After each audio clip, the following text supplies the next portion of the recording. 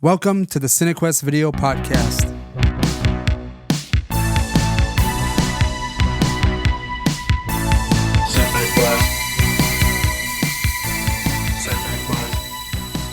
Hello and welcome to CineQuest Video TV Podcast, where we talk about television, sitcoms, and all the other stuff in between that has to do with television. And today we're discussing the Seinfeld Season 1 finale with episode number 5, The Stock Tip. All right, Bryce, we're finally at the season finale of the first season of Seinfeld. How are you feeling about it? I guess that says it all. I was about to say, how are you feeling about it?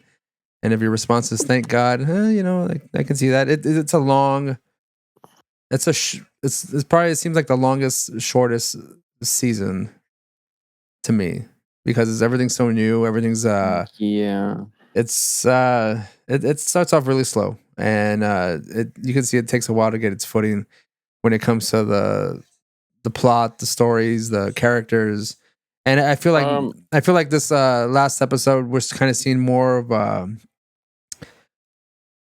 the introduction of these characters to where we're gonna get more of them because we obviously seen the whole series, just bits and pieces of them as we're going to start going into the next seasons.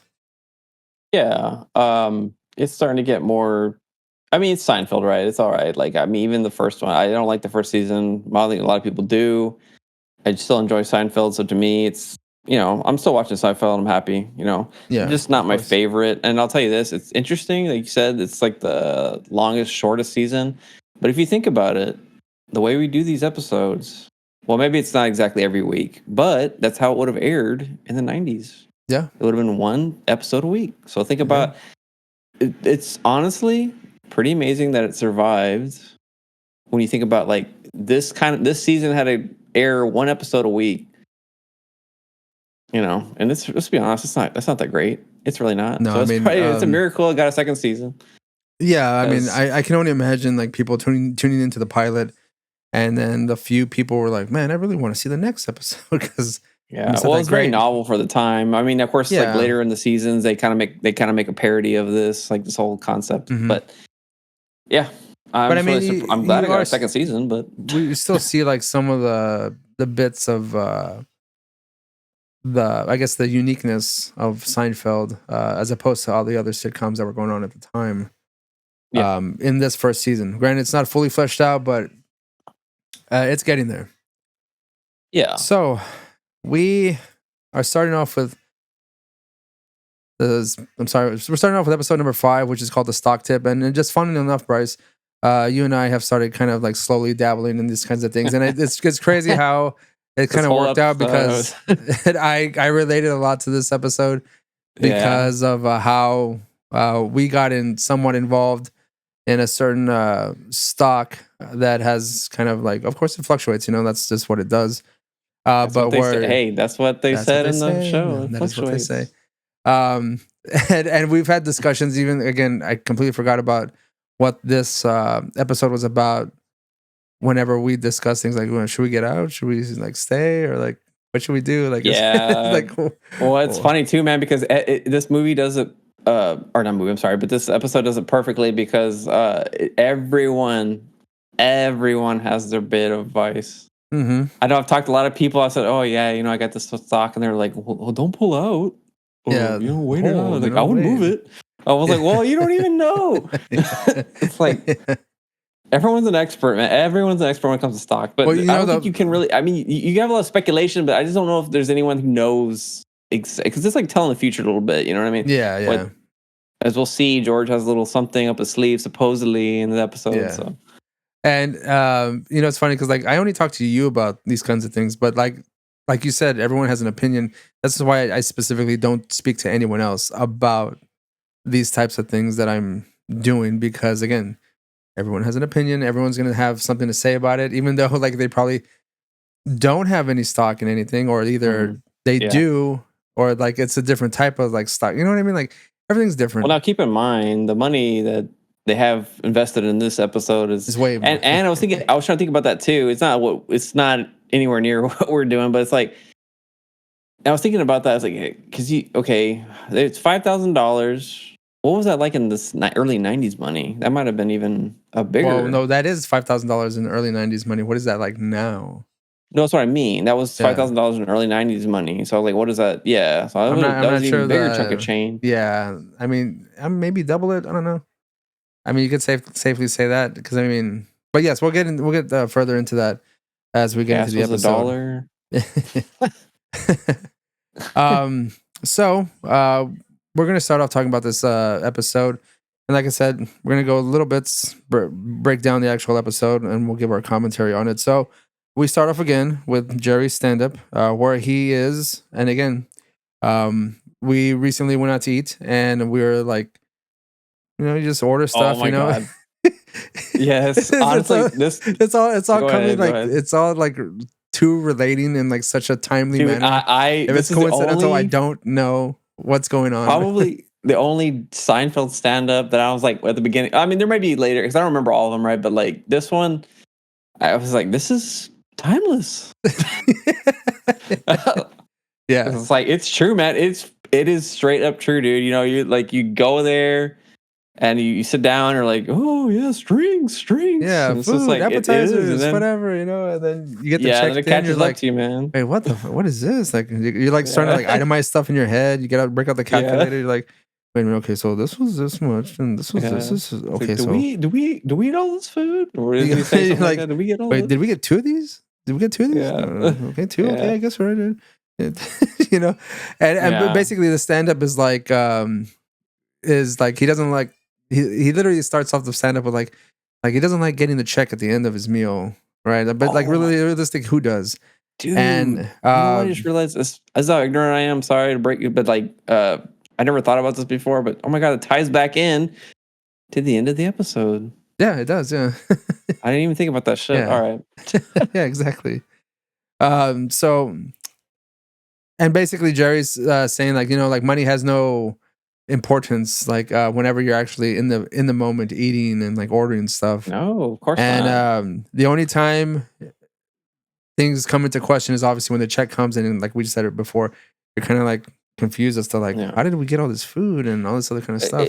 It's a lot like going grocery shopping. They tell you don't go when you're hungry because then you're just like, man, I need some of that. And strangely enough, like when you go grocery shopping, you may think you're getting like a bunch of cheap stuff, but all those little cheap things start to add up, especially if you start getting more and more of them. And if you think you're getting like, well, I got this coupon for like, I can save like $2. Fuck that, dude. No. Even if you go and they scan everything, you're like $300. Boop. Yeah, I'm glad I got that $2 off. This. Yeah.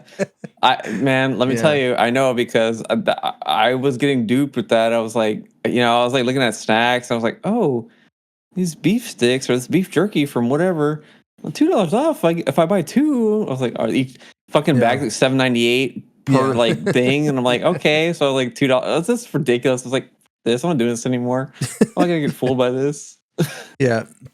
Like I said, this is the one stand up bit before an episode where I was just like, yeah. Yeah, because it's just something that kind of like happens on a regular basis if you happen to go out. I don't go out very often. But when I do, I still have that same thing. Like, well, I'm ordering certain things, and you think you're getting stuff on special, and then like maybe it's not because it was like it ran over like this like time, and the special ended like at 5 o'clock. Like it's a whole thing. Yep. But we start off the official episode where they're in Monk's diner, and Jerry and George are having a conversation about whether or not Superman has super humor.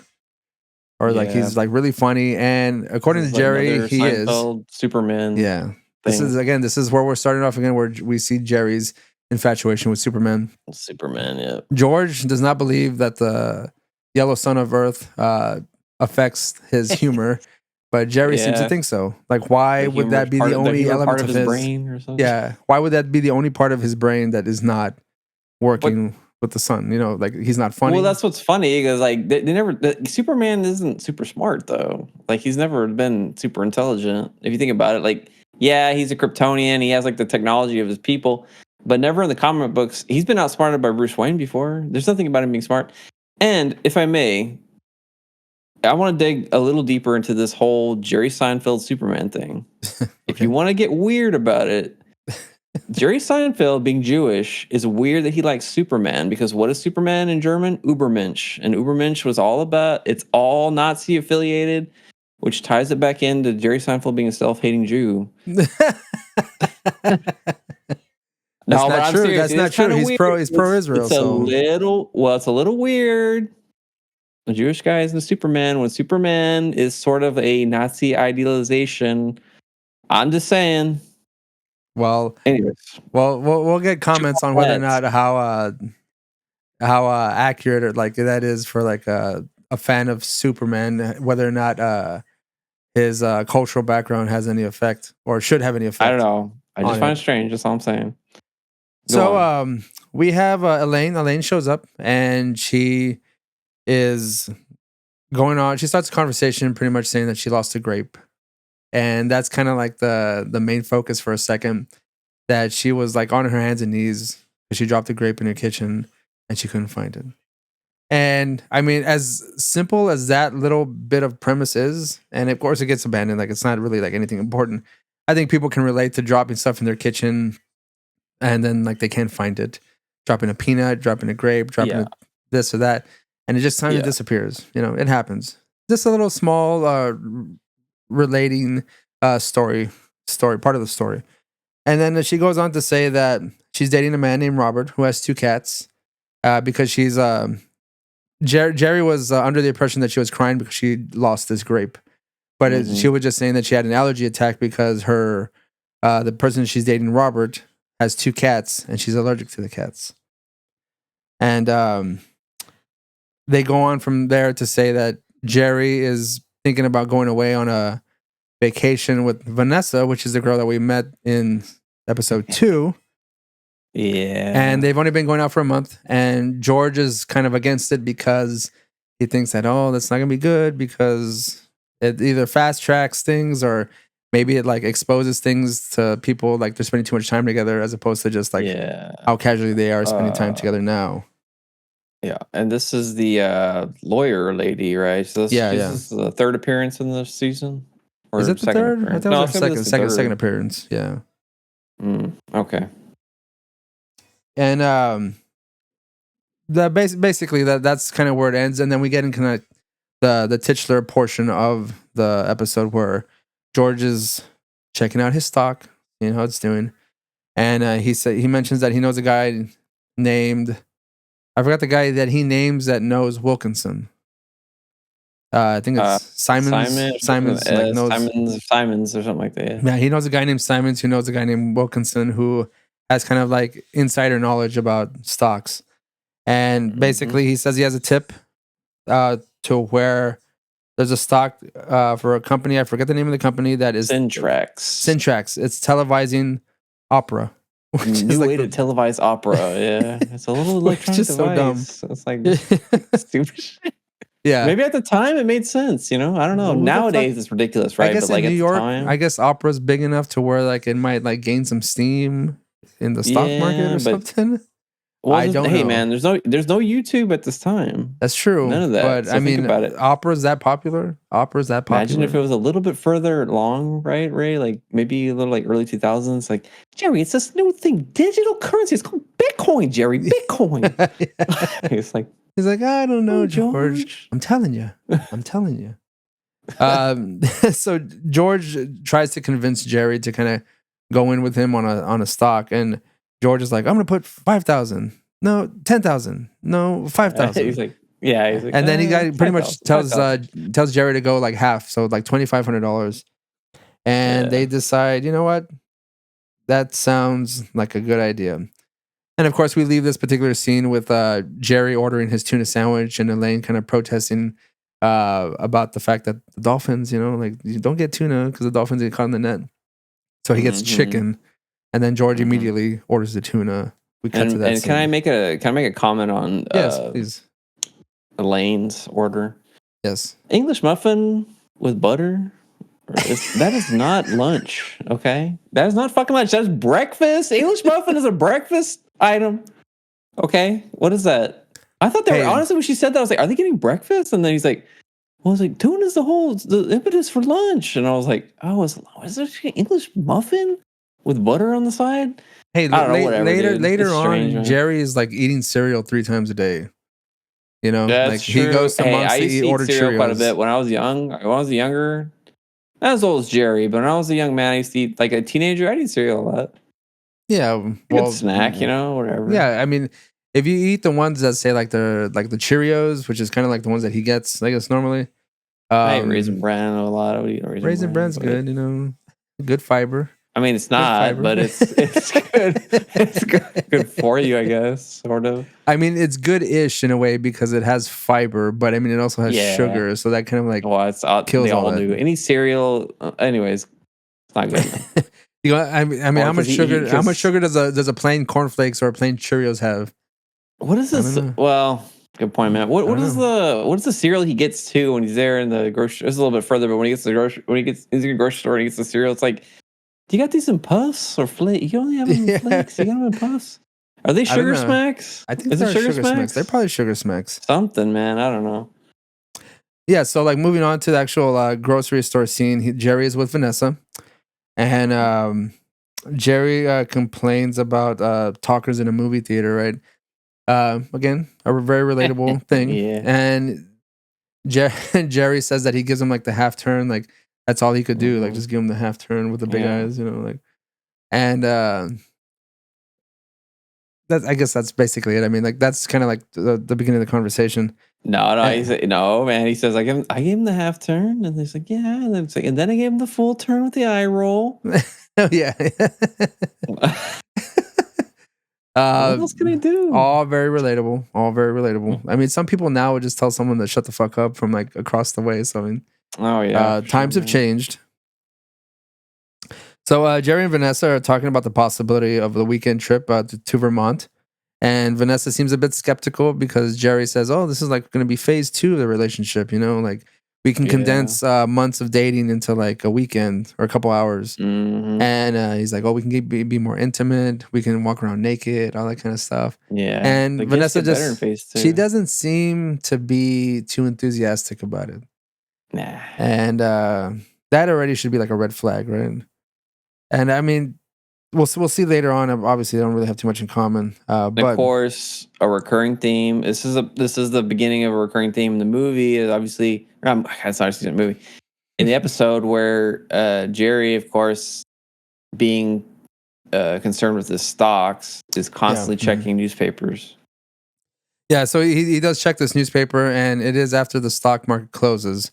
And Vanessa does inform him, like, you know, it's not going to change after the closes. He's like, well, this is a different newspaper, maybe. Like, and you know what? Like, I was just thinking about how live it's different, right? Yeah, how like we have like a live feed of like real time stock market reactions.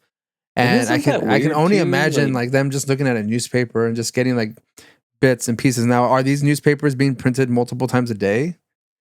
You know, because no, man, it's just like midday, honestly, maybe end of day. No, you know? But I don't think so, man. I think it's just a one-time thing day. They deliver in the morning. But how fast is the news, the paper press, like doling these things out, like the business section? It's no, man. It's the newspapers once a day. But the thing is, you know, that's really interesting though. Is like you would think it would be very hard for someone to fuck up in stock investment when it's like live 24 hours, like a day, like we're getting. But the only way to get that information back then was like how Mortimer and whatever his name is, and like fucking they have that trade spaces, they get that ticker tape thing. Yeah. Like you would have to set up a line directly to stock markets, feeding you information 24 hours. Now, of course, you can get it on your phone. So very different, but I guess you wouldn't know the next day to sell or buy. You have to like get it. Well, see, that's the thing is that like how aggravating, how anxiety inducing it could be if because like I said, even now I see like real time numbers. I'll see that thing should tick up like a dollar, a couple cents, you know, down, up and down, up down, and I can only imagine them getting like one reading of that a day, and how that can like be kind of nerve wracking because it's nerve wracking now. I guess is he having George go and buy the stocks and sell it for him? Like I guess George is doing it, right? This is what I'm understanding. This is what I'm understanding. So I think they give their money to Simons. and then they get their notifications or their buy, sell, hold notices from Wilkinson. And because he's the guy that makes a lot of money doing these things, he knows how this is going to fluctuate. So whenever Wilkinson gets in the hospital, that's why they were kind of freaking out, because they only see numbers going down, and they're just waiting for him to say, like, do we sell? Like, do we sell? Like, where's he at? Like, do we sell? And so, like, I can see like where that is the case. But I mean, like I said, for us, like nowadays, you see that shit going up and down, like in real time. You can like make your judgment call then. But I mean, like, again, you may do it off a whim if you don't know how stock market really plays out, or like how things are affecting them, like in the back end, because you see articles now and how so and so gets invested in this, or they collaborate with this, which could obviously make the stock market go up or go down depending on what. Now they're only getting from some guy who they can't find. But again, we'll get back to that in just a second here. So Kramer seems to be having a good old time with Jerry and his stock market going down, because he comes into his apartment and is always like pointing the paper, like, oh, it's down again, Jerry, like, it's down again. And of course, Jerry calls George and says, like, that he wants out because he's kind of like nervous about it. And George is like telling him to like just wait till he gets to Wilkinson. Of course, Kramer suggests that Jerry should just have invested in his tie dispenser. The rollout tie? The rollout tie dispenser. Mm-hmm. And again, this is kind of getting a glimpse of Kramer's multiple ideas that he just starts shooting out of his ass throughout the entire series. And we get lots of them. A few good ones. I'll tell you what, man. The rollout tie thing, I'd fuck with that, dude. Pretty sweet. That's pretty sweet if you think about it. Tearaway tie, you roll down. What's wrong with that? That's good, man. Hey, one thing right now. What's wrong with that? One thing, speaking of fabrics and clothing and all that, one thing we did not mention, that there is a through line. We're starting to see a little of these byproduct stories. Dry cleaner. That's true, yeah. That was actually coming up right now. Okay. So just to reiterate, after the Kramer decides to give him that little tie dispenser idea, George calls Jerry and tells him Wilkinson's in the hospital. What do we do now, right? Now we're getting to the dry cleaners. So Jerry's just telling George that he wants out, and George just wants Jerry to wait it out. Like, let's just wait and see what Wilkinson says. And George is telling Jerry that he wants to go confront Wilkinson in the hospital. Like, he doesn't know Wilkinson personally, so he wants to go over there and say, like, give me an answer, Wilkinson. Like, yeah. And it's kind of like weighing on him, like he doesn't know what to do, but he wants to go confront him because he needs the answers now. Because obviously George is a paranoid person, so he needs to know immediately. But yes, now we're getting to Jerry confronting the dry cleaner regarding a shrunken shirt, and aggressively shrunken shirt to be. Oh yeah, to be aware that. Well, nowadays that would just be slim fit, dude. Jim Bro would wear something like that. Yeah. I don't say like I think Jerry could actually fit in that shirt, to be honest with you. I was about to say, I was like, it'd be a little short, but he could. It'd be more of a modern fit, Yeah, I'm like, come on, man. I mean, whatever, dude. So Jerry's confronting the dry cleaner. Dry cleaner guy is just denying it entirely, and he's like, I don't even want money. I don't want anything. Just tell me that you did it. And then the dry cleaner's just like, I shrunk the shirt. I shrunk it. Yeah, he's like, how do I know you didn't say clean and not dry clean? Or what do you say, like, wash and not dry clean? Yeah, he looks around because there's people online. He's like, I shrunk it. Yeah. We do get a lot of dry cleaning, confrontational kind of stuff throughout the series, and we'll get into more of those when those come up too. Yes, but even in this episode, he, like, the little interspersing of stand-up, he talks about, well, what is dry cleaning? You tell me what dry cleaning. Yeah. How do you clean something without any? You tell me there's not any liquids back there. So you got somebody. He's like making us like they're scratching the food off or whatever. Because that's actually that's a good point. Because I don't know anything about that. I don't know how they do it. I always assume they use steam. I assume they're steaming it. Oh, maybe so. That's considered. It's some kind of chemical. I know that. I know there's a chemical they use actually to get the clean on it. I don't know what it is they do, but I've always been under the impression that they're just steaming the hell out of it. You think so? Maybe I don't they're know, doing man. some other stuff that like doesn't involve any sort of liquid that goes onto the fabric. But I always assumed that they were just like doing some kind of like chemical steam or something. You know, they're just. But like Ray, if doing I something. may, what is steam but not evaporated water?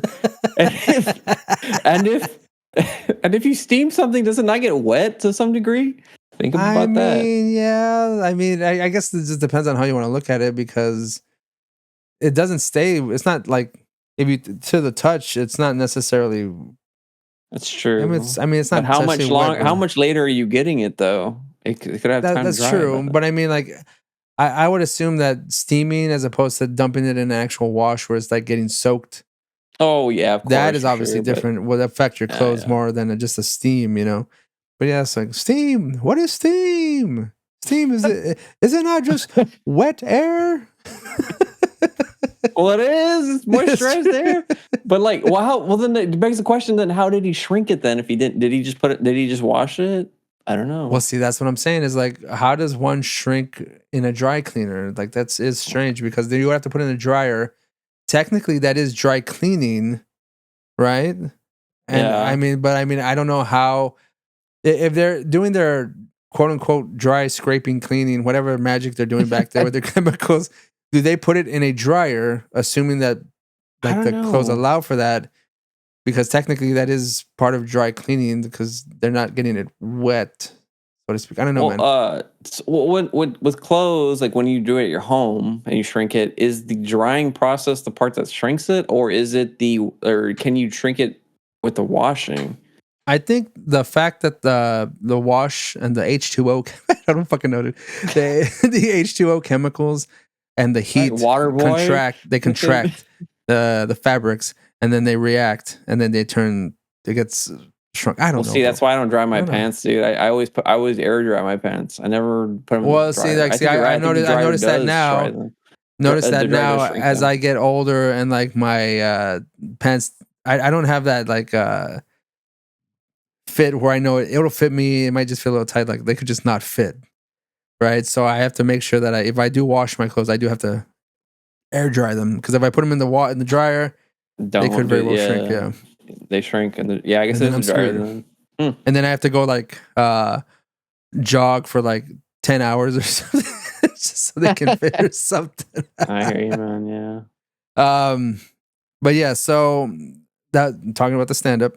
Now we're back in Jerry's apartment, and this is another kind of storyline that kind of comes up later on, not necessarily with these particular creatures, but like dogs later on. So Elaine suggests rubbing out the two cats that belong to her, the person that she's dating, because she's just allergic and she can't deal with it. You know, later on we do get the dog that's barking outside her apartment. Yeah, and she tries to get. Is this a prelude to what we're going to be experiencing later on? That's what I'm saying. Like that seems like it's something that we're just going to get later on. Like animals, man. She hates animals, dude. Well, animals hate her too. They know. Yeah. They know what. You know what it is. Later on, whenever there's a point where she's walking down the street and the dogs know because like they sense that she tried to get rid of one of their own. I mean, maybe the dogs don't like her in general because they know that she just even has the inkling of trying to get rid of pets. You know, actually, dude, no animals like any of these characters. If you think about it, maybe Kramer. Think about it. The pigeons with George. We had an agreement. And then the dog with Jerry when he decides to take in that that's stray. True. Yeah. That is strange. Like, they don't really like. And of course, Kramer, I don't know about Kramer, Kramer kills his neighbor's bird. Remember when he puts the cufflings in the food bowl, and the bird eats him, and they have to go dig him up later on. They go like, "What happened to the bird or whatever?" He's like, "Well, he was weak and stupid. He shouldn't have eaten that key or something." Oh, because the key, he puts the key in there. I was trying to think, was there like another? Did Kramer have an animal at some point later on? He had a chicken. He had a rooster. I know about the chicken. Yeah, he had little Jerry. Yeah, so he was good. Little Jerry was good. He just got killed in the. No, I don't think he got killed. He just got like he saved him, but like him and little Jerry and Kramer got like poked to hell. I don't know what happened to little Jerry after the fact, but Like Kramer did save little Jerry, but like they got picked at with the other rooster during the cockfight. Oh yeah, yeah. He saves them. Yeah. I think Kramer's the only one that probably like is decent with animals. Remember, he also slices up the meat and feeds the cat. That's true. Yeah, but it's also because Elaine tries to feed the cat too. Like that's her idea. I don't know. Yeah. Maybe she's trying to reconcile redeem herself. And, yeah, she's trying to redeem herself from all her past pet rubbing out thoughts or something. I don't know. Yeah. So Kramer comes in, tells Jerry that the stock is down again, and Jerry's basically admitted that he's down $1,500. George at this just point. Isn't he claps on the bed? Is this when he claps on the couch? Yeah, George comes in and basically he tries to confront Wilkinson, saying that he knows that Simon's character, and that he gets kicked out because he doesn't know whether or not Simons or Wilkinson have had like some kind of falling out, so he doesn't get any sort of answers from Wilkinson. At this point, Jerry is like, he's like, I'm out, I'm done already. And George says, you know what, I'm gonna stay in. That if he's gonna go down, he's gonna go down with the ship. One of the rarest times that I've ever seen George take such a huge chance. You know? I'll go down with the ship. Yeah. I'm going down with the ship, Jerry. Yeah. I know he doesn't say it like that, but later on, I was trying to think of there was. What does Elaine say to or Jerry says something to Elaine. She's like, "Oh, what a freak," or something like that. And he's like, "Yeah, they're weird. You're the one trying to snuff out cats." It was something about man, I can't remember what they were saying. Then he brings that retort. Yeah, no, I don't actually remember, but I do remember her saying that like she's the weird, like they're the weird ones, even though like she's over here talking about rubbing out a few cats. Yeah. Let me see here. And then that's when Kramer comes in. He's all like smiling. He's like, smile. And that was like to me, that was a weird scene. I was like, I wonder if that was improv or something, or like they didn't have anything better to deliver. Cause it was just like that, Jerry's like, it's down again, another like 2 points. And he's just like, he's in the smile. And then Jerry's like, what's with the smile? Like that, I don't know. The delivery of that line was like very awkward to me. I don't know. It just like made me think like they didn't. And it just seems like Kramer was just taking pleasure in Jerry's worry about the stock, But like you said, I just don't think it was like anything. It was that they had awkwardly delivered. I thought. Yeah. I understand. Yeah, but this is where we're trying to flesh out things for this episode, because again, later on in the series, like we can see them having a better retort, or at least Kramer would, But like here, again, we're still fleshing out the characters. Maybe they just didn't have anything better to write, And Larry David and Jerry just kind of had nothing. The K-Man does not have a big he's still on a leash influence right now. In the show. He's still on a leash. He's still kind of in the background. Makes an appearance every so often. He's starting to come up with some crazy, wacky ideas here and there, but he's just not like a big integral part of the show. Right, yeah. Mm-hmm. Which is sad because come on. Yeah, of course we get like later on we get the more wacky version, which is the one everyone loves. Yep. And of course later on you get the more racist version that nobody loves. Well, yes. That's post Seinfeld though. That's post Seinfeld stuff. That's the Michael Richards show. So we cut to we're in Vermont with Jerry and Vanessa, and of course things aren't looking great because the weather's bad, and they're just sitting across from each other, staring at each other with nothing to say. They can't figure out anything to do. In fact, they just seem completely uninterested with each other, and it's kind of sad to see. Now, Ray, I don't know if I need to interject here for a second before you go on with it. Now, Ray, I know. Well, I don't know. My question is for you is like, have you ever been, as someone who's experienced this, have you ever been on a rustic vacation? Yes. Now I don't know if this lady is younger than Jerry in any capacity, but I myself, I will go ahead and just full confession. I've been on a couple of rustic, if you want to call them, vacations with the young lady, and they don't go well. Let me tell you right now. So like that is this movie. Goddamn it, this episode really spoke to me in some ways because I have been in a situation where it's like you're in a small town, shit closes early, so you're with a young person, they want to be up late, and you're like, well, what the fuck are we gonna do now? And it's just like it's a little rough. It's a little rough being on those type of. I like how they keep making mention. Now this wasn't part of it, but I like how they keep making the mention of the two faucets for hot and cold. Yeah, you didn't find that charming. You didn't find that rustic. Not really. Fucking.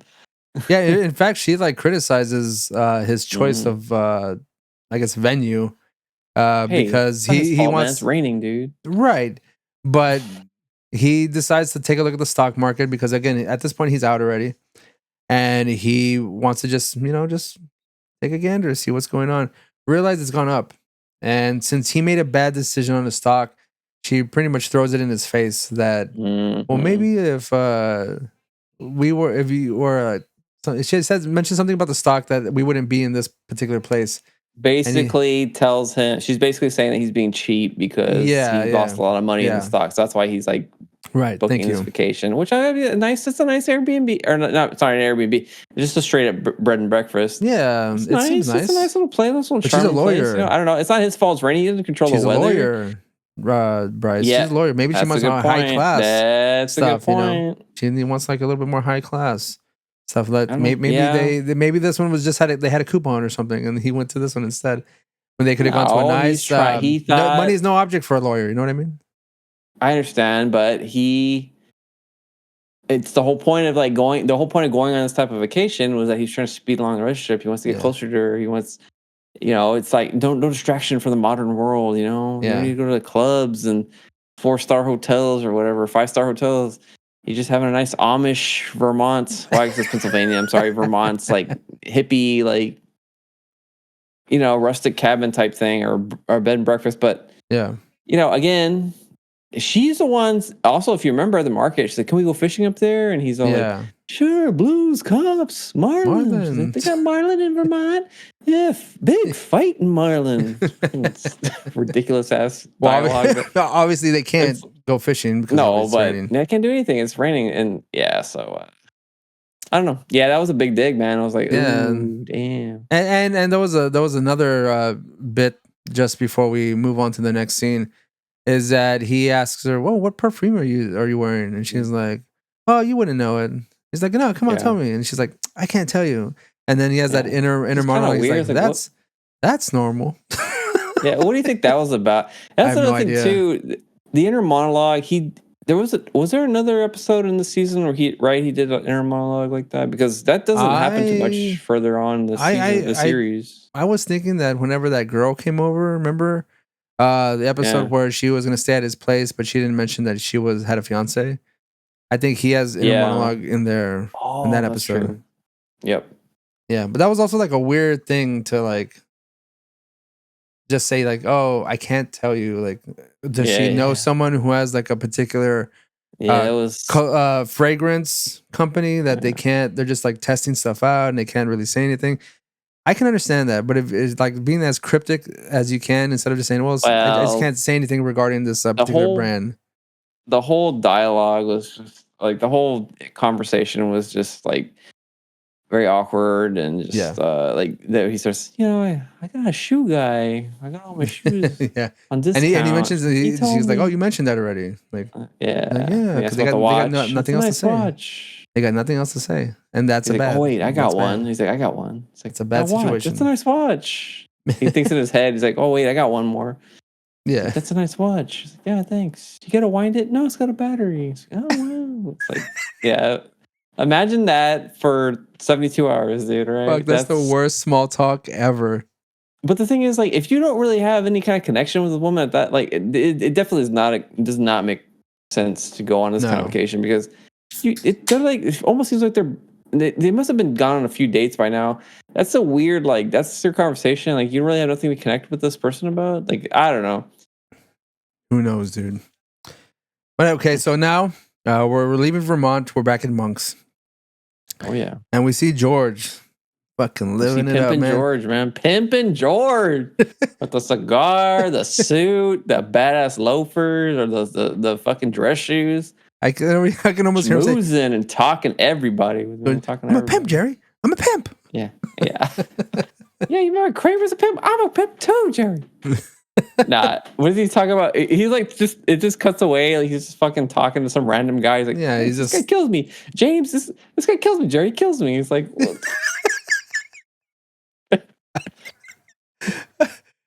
you said it on the text message.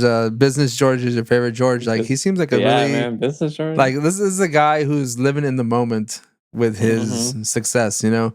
Oh yeah. And it's funny because I mentioned that this seems like one of the last bits of success and selflessness that George has in the series. Not entire selflessness, though. We'll see. Not entirely, but like a majority of the fact that he's doing something for his friends and he's not like questioning it.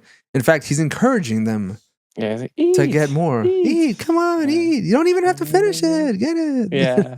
She's full. It's like, so don't finish it. So we find out that George cleaned up. He cleaned up. Wilkinson cleaned up. Simon's also made money. George made about like $8,000. He's like, what? It's a Hyundai. Come on. Hyundai, yeah. Well, in those days. In those days, yeah. So basically, George made about like $8,000, and he's treating his friends to a meal at Monk's. And I mean, at this point, to him, money is no object. He's like encouraging them to eat, get more food. Even if you're full, just get it. Fucking like we're living it up right now. Just do it. Again, this is not a George that you see later on in the series, because basically, I was telling you, George seems like he can be this person in the moment if he's on top and everyone's on the bottom. If he gets to shine and be like, I'm the winner, I'm doing this, I get to I'm splurging on all y'all just to rub it in y'all's face. Yeah. But George is just a loser the rest of the series. And we don't get that George anymore. We don't at all. So also Elaine reveals that her boyfriend chose the cats over her. Because right now he was like, oh, you still got allergies? And he's like, no, she just has a cold. And in fact, the guy she was dating, she gave him an ultimatum. He chose the cats. And the shock. Very clean animals. Yeah, the shock and awe over George's face. I can't believe it. He goes, it's pretty bad. Jerry's like, it's pretty bad to lose out to a cat. And then, of course, Lane throws it back in his face. Almost as bad as losing out to a perfume. Yeah. So George, in his wisdom, decides to bring him in on another stock tip. Yeah. That whole scene, he's like, he's just like no one coming closer, like yeah. And so he basically talks about a company again. I don't remember the name of the company that is releasing a robot butcher. Dude, that one I don't remember. Yeah. A robot butcher. They're releasing a robot butcher. And he's like, just quiet.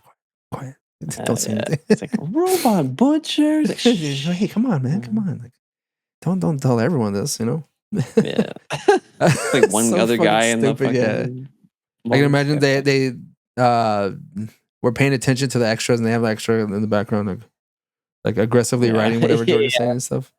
So basically we're ending the episode where George is gonna pay the ticket and he just gives the waitress money like, here you go, no, I don't need to even look at it. And then he decides, you know what, wait, let me look at it.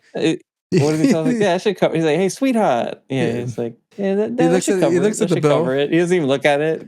Yeah, he looks at the bill after all, and then he just like slowly gets the $1 bill and pulls it out. Then we go, that's the George we know right there. That George. That's the George we're going to see the rest of the series. The real cheap ass George.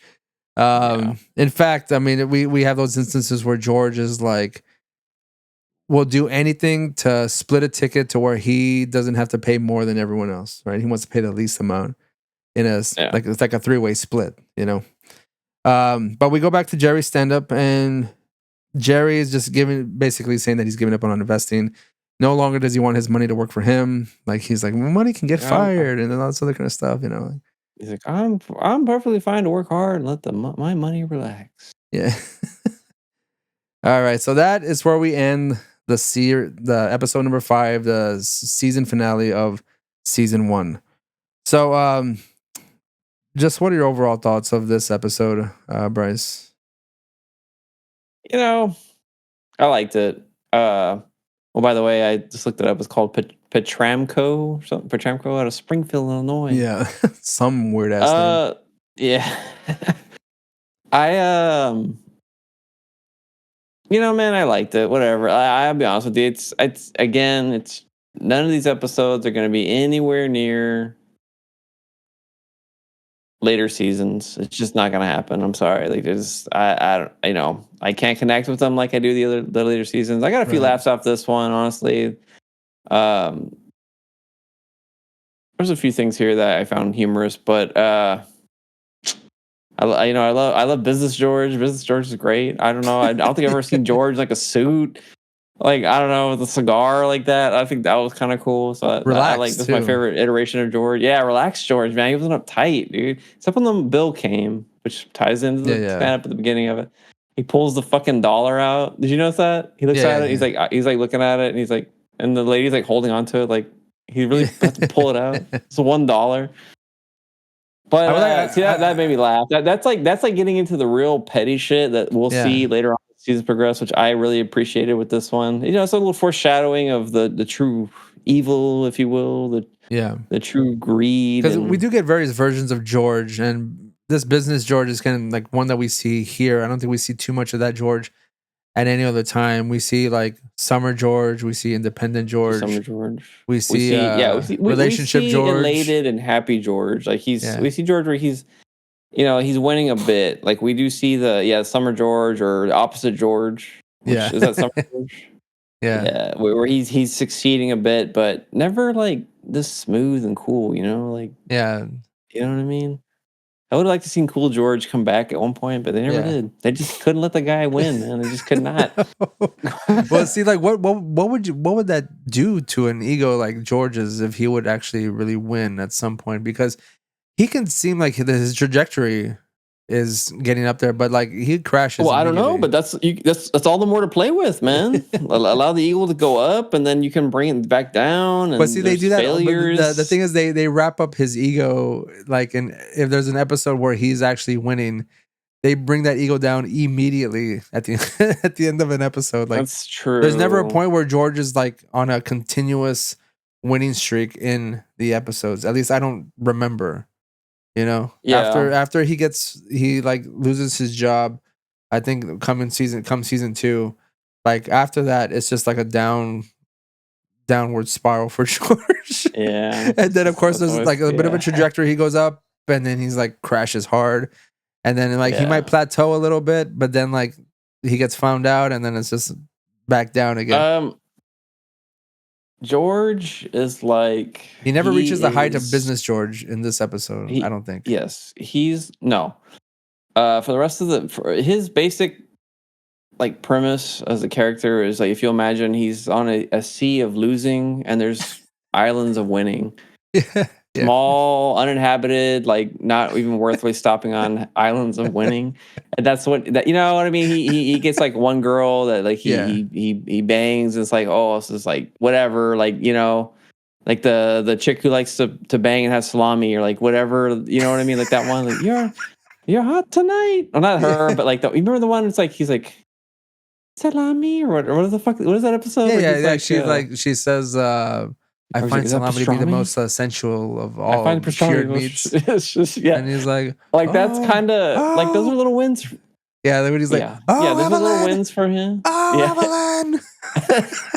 Those are little wins for him, man. He and again, the one where he has a secretary that he like tells her he's gonna get a raise. Hey, she gets paid more than him. That was a win for him a little bit, but again, like it's all just like you said, it's a plateau. It's like his baseline is losing. There's little troughs of winning here and there, but it's never long lived. No, never. No. But overall, my impressions of this one, it's I may say this is probably my favorite of the season, just because I'm really starting to see it starting to pick up in what it's going to be. So I'll agree with you on that. This is probably like my favorite of this particular season. Again, we see more of those character traits that we have grown to love, and again, we're just getting a glimpse of it, and it gets only going up from here, baby. Yeah, it only gets wackier as we go on in the series. One of the things I did want to bring up was we had mentioned that Elaine. This is not the first time Elaine tries to rub out some animals. Of course, we did mention it while we're like commenting on the episode that later on in the series, like she tries to bump off a dog with the help of Newman and Kramer, and in fact, the cops get involved and they get arrested. Yeah. Again, we don't get further into the arrest, but like this is at some point one of the low points of Elaine's life, where she continues to do this. Yeah. And then we have, let me see again. First, many of Kramer's wacky ideas. Of course, the tie thing, and then we have like the pizza place where they make their own pie. We have Kramerica Industries, the ball of oil. Let's see what else. There's just so much. Funny because in this season, the Kramerica and not the ball of oil, but the Kramerica and the pizza shop where you cook your own pizza, those are all introduced. Yeah, and they come back. They come back. I still think the tearaway tie is pretty. I think that's a good idea. Yeah, well, if you think about it, if you really think about it, it's not bad. Well, I think how would you implement it? I think that would be good if you're a businessman who needs to wear a suit, or you're a person who wears a suit with a tie. And yeah, I think it would be really pretty good because I think the tie is probably going to get the brunt of most of your food related items on it initially, because like it's the first. And if it's a tearaway, you can use it as a napkin. You go like, your mouth with it and tear it off. You just rip it off, go pop, pop, pop, and get pull out. Yeah, man. pull out the new tie. Yeah. We've talked about very beginning about like what it's the whole investing in a stock thing. That was and the experience with that, and I guess how I've related to that. And here's the thing is that I think this episode I was able to relate to so many things all at once because it was coincidental. Things were coincidentally happening to me in real life, just like this episode regarding the food thing, the check. And then, of course, like you have the stock thing. And then, of course, we've had instances where you're going on a vacation with someone in a rustic scenario. All these things have happened. And that's how timeless this fucking show is. Yep. And, of course, the other note I brought up was the whole road trips and relationships. Good, bad. I've had good experiences in relationships with road trips. But it also just depends on how... I guess where simpatico you are with the other person, and if you don't like necessarily need luxury, because I've been on road trips where I slept in the car, slept outside, and it was a thing. It wasn't even my idea to do those things. It was the other person's idea to do those things. And I'm just at a point. I was at a point where I was so willing to you know what? Yeah, why not? Yeah, I give in. Just do it. Yes, I've done both those things too, right? Not the car, but like I've done camping with someone and the sort of like rustic bed and breakfast thing. And it's just like, again, you got to have a very specific person for that, because if you do camping with anyone who's not really big outdoors, it's a miserable experience for them. And then you're just there being the asshole because you're like, oh shit, I dragged this person into this, and it's just I don't know. Because you would think most people want most people aren't willing to rough it, really. No. Because roughing it is hard. It's not easy. You have to kind of sacrifice like air conditioning, heat. Because I slept in a car where it was fucking freezing outside, and we had to get all the blankets, all the clothes, and pack it on top of yourself because that's how cold it was outside. Especially like in a wide open space. That's wild. Yeah. And I mean, and to come out of that in a good mood. That's another thing. To come out of that in a good mood, knowing that it's like this, you're in a kind of shitty situation, but hey, if you're okay with being in this city situation together, and you come out of it okay, then hey, you can do a lot of things. Okay. So, that concludes the end of our season 1 of Seinfeld. I feel pretty good about this. We've had some pretty good responses regarding these episodes, and I think I feel very comfortable going into season 2 with more enthusiasm than I did this one, because I mean, I think it should be more comfortable storylines, more knowing, not knowing, more familiar storylines. Yeah. But I'm excited to delve into season 2, which I think is like, I don't know if it's 12 episodes, 16. What's the longest season? Do you know? I think it's like 22 episodes. I don't know which one though. I just know, like, I think it's like 22 episodes per particular season. Good Lord. But yeah, any last thoughts on season 1, Bryce? No, just that it's not the best. No, of course not. By any stretch of the imagination, but I mean, it's trying. Keep in mind, people, that this is the start of something brilliant and beautiful, and everything that is new and novel has its bumps. Bumps in the road. Yeah, of course. This was never before. This was never done before. Okay, keep in mind. All right, they're working the kinks out. You go. We're Seinfeld. People talk about Seinfeld. Oh, every idea for sitcom's been done at this point, but at the time, this had not been done. We're at the beginning of innovation here. That's right. That's right. Sitcom innovation. This is the Steve Jobs and making the Macintosh in his garage or whatever. This is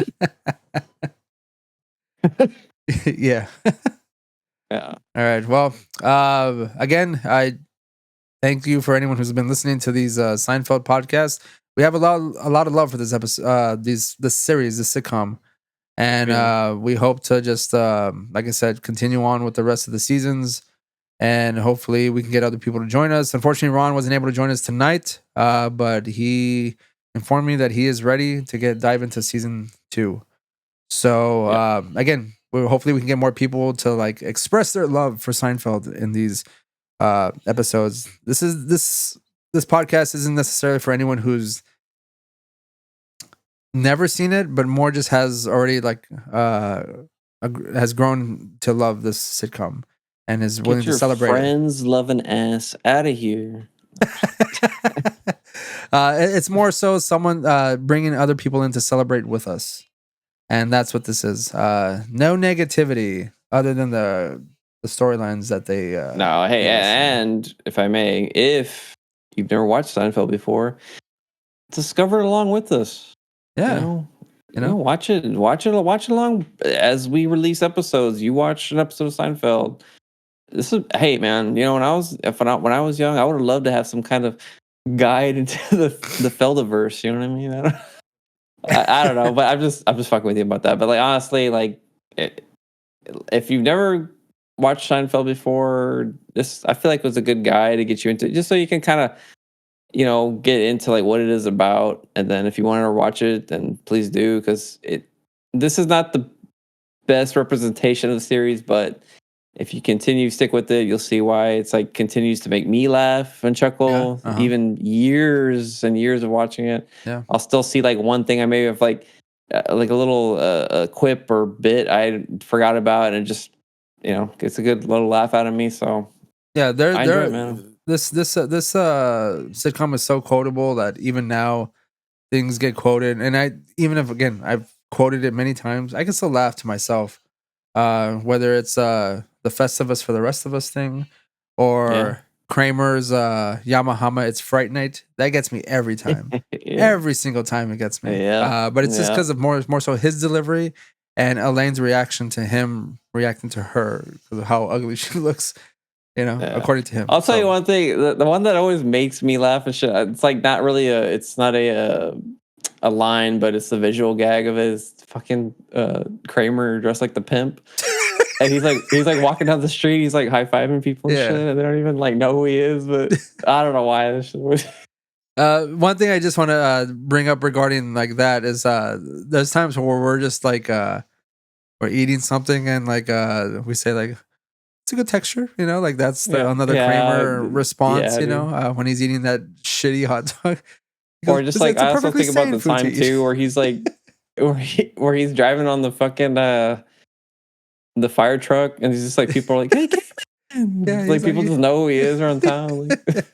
Yeah, the whole city knows who Kramer is, and nobody really knows who Jerry is. Like, just again, one more thing just to bring up. Whenever he's Jerry tells Kramer, he's like, "How come I never meet any of these friends?" Like, and he's like, "They want to know why they never meet you." Yeah. So again, thank you for listening, and we hope to continue soon with season 2. We'll figure out whenever that is going to happen. And again, just be patient, and we can get these episodes out to you as soon as possible. And appreciate you, Bryce, for joining me, and thank you for listening. If you're on any of the podcast platforms, please rate and review us. If you can, 5 stars. That really helps a lot. This will be on YouTube audio only. All right. We're only doing that right now so far with this. We may do a video for Patreon. Just another thing to add to that. That way it can be some sort of incentive to anyone who wants to see our faces while we're either making these jokes or hand gestures. Because there's a lot of like movement that goes on in these episodes. And you won't see it because it's only. You can't quote Seinfeld on hand gestures. Yeah, you can, you know, and and it does incorporate a lot of movement. But anyways, if you are so inclined, please subscribe to that. And whenever season 2 comes around, we'll put video up on Patreon, audio on all the platforms, on YouTube as well. And then of course we'll continue on with all the other podcasts as well. Kickboxer films we still have releasing coming up soon. Again.